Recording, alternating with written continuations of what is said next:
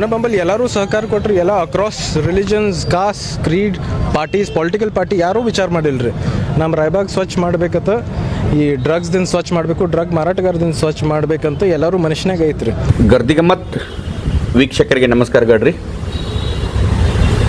ಒಂದು ಕಡೆ ನಮ್ಮ ದೇಶದ ಯುವಜನಾಂಗ ಎತ್ತು ಹೋಗ್ತೈತೆ ಅನ್ನೋದು ಯಾರಿಗೂ ಗೊತ್ತಾಗತ್ತು.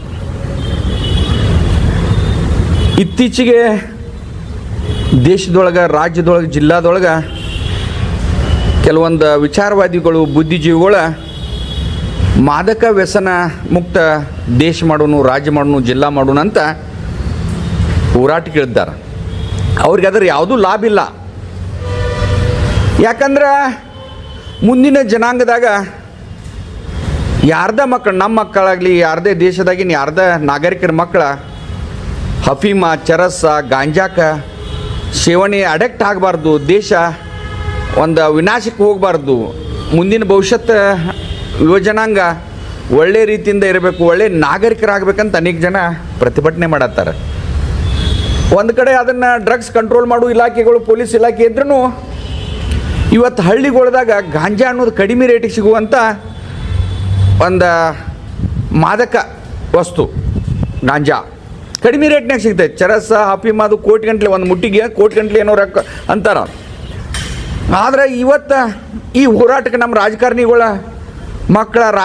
ಕೆಲವೊಂದು ಮಂದಿ ಅವ್ರ ಮಕ್ಕಳು ಬೆಳಗ್ಗೆ ಹೇಳ್ಬಿಡ್ದ ಯಾವುದೋ ಬಾರು, ಪಬ್ಬು, ಕ್ಲಬ್ಬು ಅಥವಾ ರೊಕ್ಕ ಹೆಂಗೆ ಮಾಡೋದು ಏನೇನೋ ಮಾಡ್ತಿರ್ತಾರೆ. ಕೆಲವು ಮಂದಿ ರಾಜಕಾರಣಿಗಳು ನಮಗೇನು ಸಂಬಂಧ ಇಲ್ಲ ಅಂತಾರೆ. ಆದ್ರೆ ಈ ಒಂದು ರಾಯಬಾಗದಿಂದ ಹೋರಾಟ ಚಾಲೂ ಮಾಡಿದ್ದು ನೋಡಿ ನನಗೆ ಭಾಳ ಖುಷಿ ಅನ್ನಿಸ್ತೈತಿ. ಯಾಕಂದ್ರೆ ಅದ್ರ ಬಗ್ಗೆ ಹೇಳ್ಬೇಕು ನಾನು.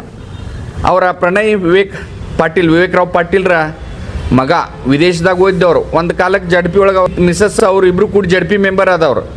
ಇನ್ನು ಅವ್ರ ಅಜ್ಜರ ಬಗ್ಗೆ ಹೇಳಬೇಕಾದ್ರೆ ಬ್ಯಾಕ್ವರ್ಡ್ ಗೌಡ್ರು ಅಂತಿರ, ರಾಯಬಾಗ್ ಹುಲಿ ಅಂತ ಬಿರುದು ಕೊಟ್ಟಿದ್ರು. ಒಂದು ಕಾಲಕ್ಕೆ ಪಕ್ಷೇತರರಾಗಿ ಲೋಕಸಭೆ ಹೋದವ್ರು. ಅವರು ರಾಜ್ಯ ಸರ್ಕಾರದಾಗ ವಿವಿಧ ಖಾತೆ ಮಂತ್ರಿ ಆದವ್ರು. ಅವರು ಅಬಾಜಿ ಅಂತಿದ್ರು. ಅವ್ರು ವಿ ಎಲ್ ಪಾಟೀಲ್ರು. ಅವ್ರ ಮನೆಯೊಳಗೆ ಒಂದು ಕಾಲಕ್ಕೆ ಯಾರು ಅವ್ರಿಗೆ ಹುದ್ದೆ ಇಲ್ಲ ಅಂತಿರಕ್ಕಿಲ್ಲ. ಅವ್ರ ಮಗ ಅಮರ್ಸಿಂಗ್ ಪಾಟೀಲ್ ಅವರು ಫಾರಿನ್ದಾಗ ಓದಿದವರು. ಪ್ರತಾಪ್ರಾವ್ ಪಾಟೀಲು, ವಿವೇಕರಾವ್ ಪಾಟೀಲ್ ಎಲ್ಲರೂ ಫಾರಿನ್ದಾಗ ಓದಿ ಒಂದು ಒಳ್ಳೆಯ ಸಂಸ್ಕಾರದಾಗ ಯುತವಾದ ಒಂದು ಕುಟುಂಬದಿಂದ ಬಂದವರು, ಹಾಲು ಮತ್ತು ಕುರುಬ ಸಮಾಜದವ್ರು. ಅವ್ರ ಮಗ ಅಮರ್ಸಿಂಗ್ ಪಾಟೀಲ್ರು ಬ್ಯಾರಿಸ್ಟರ್. ಅವರು ಒಂದು ಕಾಲಕ್ಕೆ ಜಿಲ್ಲಾ ಪರಿಷತ್ ಅಧ್ಯಕ್ಷರಾದವರು. ಆನಂತರ ಅವರು ಬೆಳಗಾವಿ ಲೋಕಸಭಾ ಸದಸ್ಯರಾದವರು. ಅಂದರೆ ಜಾತ್ಯತೀತ ಮನೋಭಾವ, ಎಂದೂ ದ್ವೇಷದ ರಾಜಕಾರಣ ಮಾಡಲಿಲ್ಲ ಅವ್ರ ಕುಟುಂಬ. Vivekrao Patil DCC bank ಅಧ್ಯಕ್ಷರಾದವರು. ಒಂದು ಸಲ MLC ಆದವರು. ಎರಡನೇ ಬಾರಿ ಅದೇನೋ ಅವ್ರ ಹಣೆಬರೋ ಏನೋ ಯಾಕೋ ಗೊತ್ತಾಗಿಲ್ಲ, ಹೈಯೆಸ್ಟ್ ಲೀಡ್ಲಿ ಆರಿಸಿ ಬಂದವರು ಅವರು ವಿವೇಕರಾವ್ ಪಾಟೀಲ್. ಆಮ್ಯಾಗ ಪ್ರತಾಪ್ರಾವ್ ಪಾಟೀಲ್ ರಾಯಬಾಗ್ ಶುಗರು ಮತ್ತು PLD ಬ್ಯಾಂಕ್ ಆಯ್ತು, ಅನೇಕ ಸಂಘ ಸಂಸ್ಥೆಗಳನ್ನ, ಅವ್ರ ಶಿಕ್ಷಣ ಸಂಸ್ಥೆಗಳನ್ನ ಹುಟ್ಟು ಹಾಕಿದಂಥ ಒಂದು ಒಳ್ಳೆಯ ಕುಟುಂಬ. ಇವತ್ತಿಗೂ ಅವ್ರ ಬಗ್ಗೆ ಒಂದು ಜಿಲ್ಲೆಯೊಳಗೆ ಅವ್ರದ್ದೇ ಆದಂಥ ಅಭಿಮಾನಿ ವರ್ಗ ಇದೆ. ಅನೇಕ ಜನರನ್ನ ಶಾಸಕರು ಮಾಡಿದ್ದಾರೆ, ಅನೇಕ ಜನರು ರಾಜಕೀಯದಾಗ ಮುಂದೆ ತಂದಾರೆ. ಆ ಕುಟುಂಬದ ಕುಡಿ ಪ್ರಣಯ್ ಪಾಟೀಲ್ರು ಇವತ್ತು ರಾಯಬಾಗ್ ತಾಲೂಕದಿಂದ ಒಂದು ಅಭಿಯಾನ ಶುರು ಮಾಡಿದ್ದಾರೆ. ಖುಷಿ ಅನ್ನಿಸ್ತೈತಿ. ಡ್ರಗ್ಸ್ ಮುಕ್ತ ನಮ್ಮ ರಾಯಬಾಗ್ ಮಾಡಬೇಕು, ಅದಕ್ಕೆ ಮಾಧ್ಯಮದವ್ರು ಸಹಕಾರ ಕೊಡ್ರಿ, ಇಲ್ಲಿಂದ ಚಾಲೂ ಮಾಡ್ತೇನೆ ನಾನು. ಒಟ್ಟಾರೆ ಈ ದೇಶದ ಪರಿಸ್ಥಿತಿ ಹದಗೆಡ್ತೈತಿ, ಅದಕ್ಕೆ ಒಳ್ಳೆಯ SP ಅವರು ಒಳ್ಳೆಯವರು ಅದಾರ ಅಂತೇಳಿ ಒಂದು ಅಭಿಯಾನ ಚಾಲೂ ಮಾಡಿದ್ದಾರೆ.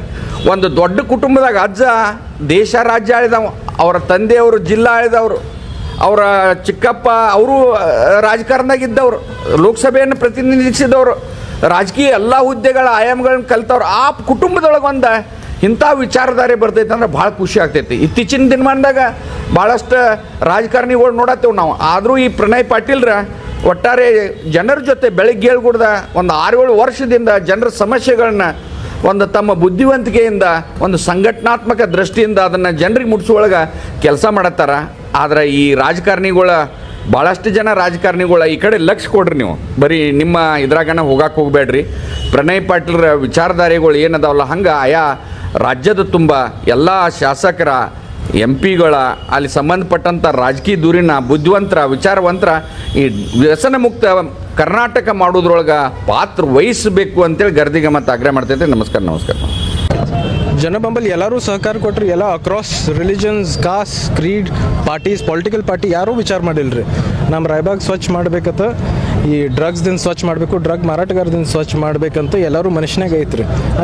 ಒಬ್ಬರು ಇಲ್ಲಿ ಇರ್ತಾರೋ ಅವರು ನಾಳೆ ಬರ್ತಾರೆ ನಮ್ಮ ಕೂಡ ರೀ. ಈಗ ಸದ್ಯ ರಾಯಬಾಗ್ ರೀ ನಾವು ಇರೋರು ಇಲ್ಲಿ, ನಮ್ಮ ಆಜು ಬಾಜು ಸ್ವಚ್ಛ ಇತ್ತಂದ್ರೆ ಉಳಿದ ಕಡೆನೂ ಸ್ವಚ್ಛ ಮಾಡಕ್ಕೆ ಬರ್ತೈತೆ ರೀ.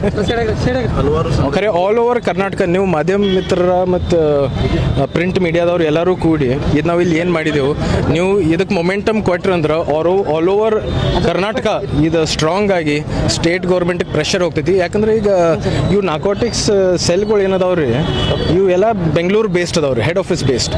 ತಾಲೂಕಾ ಬೇಸ್ಡ್ ಒಂದು ಸಣ್ಣ ಸೆಲ್ ಮಾಡ್ರೆ ಇವ್ರ ಡ್ರಗ್ಸ್ ಮಾರೋರು ಅಂಜ್ ಸಾಯ್ತಾರ್ರಿ, ಅವ್ರ ನೆಟ್ವರ್ಕ್ ಬಸ್ಟ್ ಆಕೈತೆ ರೀ. ಸರ್ ತಮ್ಮ ಗಮನಕ್ಕೆ ಇರೋದು ಎಷ್ಟು ಸರ್ ರಾಯಬಾಗ್ ತಾಲೂಕಲ್ಲಿ ತಮ್ಮ ಗಮನಕ್ಕೆ ಇರೋದು ಮಾರಾಟ ಮಾಡೋರು ಈಗ ಭಾಳ ಮಂದಿ ಹೇಳ್ತಾರೆ ನಮಗೆ, ಯಾಕಂದ್ರೆ ಅರ್ಜಿಗಳು ಬಂದಾವು ನಮ್ಮ ಕಡೆ ರೀ. ಏನು ಮಾಡ್ತಾರೆ ನಾವು ಏನು ಮಾಡೋದು ಅಂತ ತಿಳಿಯಂಗಿಲ್ಲರಲ್ಲ. ಆ್ಯಕ್ಚುಲಿ ನಾವು ನೋಡಿಲ್ರಿ ಯಾರು ಮಾಡತ್ತಾರ, ಖರೆ ನಡೆದೈತೆ ರೀ. ಎಲ್ಲ ಊರಾಗ ಹಂಗೆ ಇರ್ತೈತಿ. ಮತ್ತು ಯಾವಾಗ ಗೊತ್ತಾಕೈತಿ ಯಾರು ಮಾರತ್ತಾರೋ ಅನ್ಕೋತಕ್ಕ ಮಾರೋರು ಮಾಫಿಯಾ ಆಗಿರ್ತಾರೆ. ಅವ್ರಿಗೆ ನಮಗೆ ಕೈ ಹಚ್ಚಕ್ಕೆ ಬರಂಗಿಲ್ಲ ರೀ. ಡಿಪಾರ್ಟ್ಮೆಂಟ್ಗೆ ಜನಜಾಗೃತಿಗೆ ಅವ್ರ ತಿಳ್ಕೊಬೇಕಾ ಅಥವಾ ಜನಜಾಗೃತಿ ಅಂದ್ರೆ ಇಲ್ಲಿ ನಮ್ಮಲ್ಲಿ ಹಿಂಗೆ ಆಗತೈತಿ, ನಾಳೆ ನಿಮ್ಮಲ್ಲಿಯೂ ಆಗ್ಬೋದು. ಅದಕ್ಕೆ ಎಲ್ಲರೂ ಎಚ್ಚರಿಕೆ ಇರಬೇಕು. ಯುವಕರ ಬದಲಾವಣೆ ಹೌದ್ರಿ, ಬದಲಾವಣೆ. ಮತ್ತು ಸಣ್ಣ ಹುಡುಗರು ಮತ್ತೊಂದೇನು ರೀ, ಸಣ್ಣ ಹುಡುಗರು ಮಾಡೋಣ ಗೊತ್ತಾಗನ ಅವ್ವ ಅಪ್ಪಗೆ ಗೊತ್ತಾಗನ ಅವ್ರು ಸೂಸೈಡ್ ಮಾಡ್ಕೋತಾರೆ ರೀ. ಅವು ಕೆಲವೊಂದು ಆಗಿದಾವೆ, ಖರೆ ಅವ್ರು ಹೊರಗೆ ಹೇಳಂಗಿಲ್ಲ ರೀ. ಅವ್ರು ಯಾಕಂದ್ರೆ ಫ್ಯಾಮಿಲಿ ನೇಮ ಪ್ರೆಸ್ಟೀಜ ಸ್ವಲ್ಪ ಅವು ಇರ್ತಾವೆ. ಸಾದಾ ದುಡ್ಯಾವ್ ಸುಖ ಅವ್ನ ಹುಡುಗ ಗಾಂಜೇಶ್ ಐತದತ್ತ ಗೊತ್ತಾಗನ ನಾಳೆ ಅವ್ನು ನೌಕರಿ ಮ್ಯಾಗ ತೊಗೊಳಂಗಿಲ್ಲ ರೀ. ಅವೆಲ್ಲ ಸ್ಟಿಗ್ಮಾ ಅದಾವ್ರಿ. ಈ ಸ್ಟಿಗ್ಮಾ ವೈಪೌಟ್ ಮಾಡ್ಬೇಕು ರೀ. ಅದಕ್ಕೆ ನಾ 4 ವರ್ಷದಿಂದ 8 ವರ್ಷ ನೀವು ಹೇಳ್ಬೇಕು, ನಾ ಬುಕ್ ಬರ್ದೀನಿ. ಅದು ನ್ಯೂಯಾರ್ಕ್ ಬೆಸ್ಟ್ ಸೆಲ್ಲರ್ ಆಗೈತೆ ರೀ. ಅದು ಯಾಕೆ ಬರ್ದೀನಿ ಅಂದ್ರೆ ಅದು ಯುವಕರು ಡ್ರಗ್ಸ್ ಮಾಡ್ಬೇಕತ್ತ ರೀ. ಅದು ಲವ್ ಸ್ಟೋರಿ ಐತೆ ರೀ. ನಾವು ಹಿಂಗೆ ಡ್ರಗ್ಸ್ ಯಾಕೆ ಮಾಡಬಾರ್ದತ್ತ ನಾವು ಬರೋಕೈತೀವಿ ಅಂದ್ರೆ ಹುಡುಗರು ಯಾರೂ ಓದಂಗಿಲ್ಲ ರೀ. ಅದು ಲವ್ ಸ್ಟೋರಿನಾಗ ನಿಮಗೆ ಸ್ನೇಹಿತರ ನಿಮ್ಮ ಫ್ಯಾಮ್ಲಿದವ್ರಿಗೆ ಹೆಂಗೆ ಇಫೆಕ್ಟ್ ಆಕೈತಿ ಅದ್ರಾಗೆಲ್ಲ ತೋರಿಸ್ಕೊಡ್ತೈತೆ ರೀ. ಅಂದ್ರೆ ರೊಮ್ಯಾಂಟಿಕ್ ಫಿಕ್ಷನಲ್ ನಾವಲ್ ಐತ್ರಿ ಅದು. ಅದಕ್ಕೆ ಆ ಟೈಪ್ ನಾವು ಪ್ರಯತ್ನ ಮಾಡ್ಕೋತ ಬಂದಿವ್ರಿ. ಈಗಿಂದ ಅಲ್ರಿ 3-4 ವರ್ಷದಿಂದ ಮಾಡ್ಕೋತ ಬಂದಿವ್ರಿ. ಪೊಲೀಸ್ ಇಲಾಖೆ ಗೊತ್ತಿಲ್ಲ ಅಂತಲ್ಲ ಸರ್, ಪೊಲೀಸ್ ಇಲಾಖೆ ಗೊತ್ತಿರೈತಿ, ಅವ್ರು ಒಬ್ಬ ಸ್ಟ್ರಿಕ್ಟ್ ಆದ್ರೆ ಹೌದ್ರಿ. ಜಾಲ 90% ಇದು ನೀವು ಅವ್ರಿಗೆ ಕೇಳ್ಬೇಕ್ರಿ, ಅವ್ರಿಗೆ ಹೇಳ್ಬೇಕ್ರಿ ನೀವು. ಅಲ್ಲ ಸರ್ ಅವ್ರು ಮಾಡ್ತಾ ಇಲ್ಲ. ಹೌದ್ರಿ, ಮತ್ತೆ ಏನು ಮಾಡೋದು ಏನ್ರಿ? ಪೊಲೀಸ್ ಇಲಾಖೆ ಅದು ನನಗೆ ಪ್ರೂಫ್ ಇಲ್ರಿ. ಖರೆ ಅದು ಮಂದಿ ಕೇಳ್ರೆ ಗೊತ್ತಾಗತ್ತೈತೆ ರೀ. ಪಬ್ಲಿಕ್ನಾಗ ಯಾರು ಬೇಕಾದವ್ರು ನೀವು ಒಪಿನಿಯನ್ ಪೋಲ್ ತೊಗೋರಿ, ನಿಮಗೆ ಕ್ಲಿಯರ್ ಗೊತ್ತಾಗತ್ತೆ ಏನೈತೆ. ಡಿಪಾರ್ಟ್ಮೆಂಟೇ ಎಡವಾದದ್ದು ಅಂತ ಅರ್ಥ. ಏನ್ರಿ? ಡಿಪಾರ್ಟ್ಮೆಂಟ್ SP ಸಾಬ್ ಭಾಳ ಸ್ಟ್ರಿಕ್ಟ್ ಬಂದಾರ ಈಗ ರೀ. ಅವ್ರು ಬಂದಾಗಿ ತನಕ ಗೋಕಾಕ್ನಾಗ ಅಥಣಿನಾಗ ಕೆಲವೊಂದು ಕಡೆ ರೇಡ್ ಮಾಡಿದಾರೆ ರೀ. ಅಷ್ಟೇ ನಮ್ಮ ರಾಯಬಾಗ್ ಮ್ಯಾಗೂ ಸ್ವಲ್ಪ SP ಸಾಹೇಬ್ರು ನೆದರಿದ್ರೆ ಚಲೋ ಆಕೈತೆ ರೀ. ಮತ್ತು ಈಗ ಹೊಸ SP ಸಾಹೇಬ್ರು ಯಾರ್ದೋ ಕೇಳಂಗಿಲ್ಲ, ಯಾವ ಸಿಫಾರಿಶ್ ಕೇಳಂಗಿಲ್ಲ, ಏನೋ ರೊಕ್ಕ ನಡೆಯಂಗಿಲ್ಲ, ಏನೂ ನಡೆಯಂಗಿಲ್ಲ ರೀ. ಅಂಥವ್ರು ನಮಗೆ ತಳಗಿಂದ ಹಿಡಿದು ಮ್ಯಾಗಿನ ತಕ್ಕ ಡಿಪಾರ್ಟ್ಮೆಂಟ್ ಆತ್ರಿ. ಈಗ ಡ್ರಗ್ಸ್ ಅಟ್ಟ ಅಲ್ರಿ, ಎಲ್ಲ